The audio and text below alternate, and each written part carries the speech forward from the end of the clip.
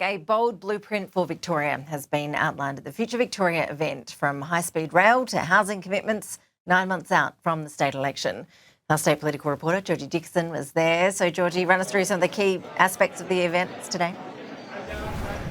Well, certainly lots of announcements heading into the next election, 9 months away now, Ash. And we heard from the Prime Minister, the Opposition Leader, as well as the Premier. Now, I'm joined by the Chief Executive of the Victorian Chamber of Commerce, Sally Curtin. Lovely to be with you today. How did you perceive the event? There was a huge crowd in there today, around just over 500 people, I believe. What's been the feedback from them? How have they perceived the different ideas from the leaders? Well, we had the who's who of business in Victoria, in fact, our whole community here. I've just quickly rushed around and tried to gauge the pulse of the group. They thoroughly enjoyed hearing the different perspectives.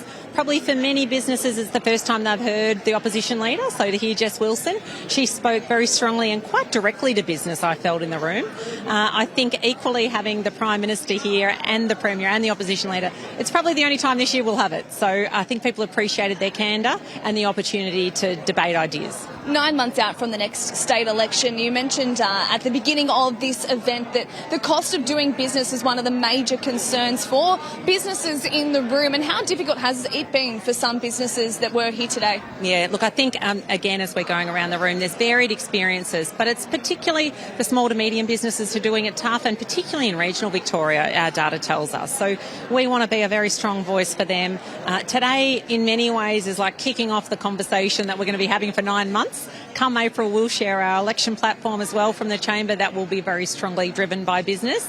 And talking to many of the people who are here today, they want to continue particular conversations. So conversations regarding housing, for example, regarding skills. So there's more to come. I think it's a great start today, but there's more to come. And just briefly, obviously having all those leaders in the room, how important is it to get each of their opinions about what's next? Oh, it was amazing, actually. And like I said, it almost kicks off the election period, doesn't it, for us? And it really sets the tone. I think there's some difference in the visions that are being shared, and I think people are taking away different things from that.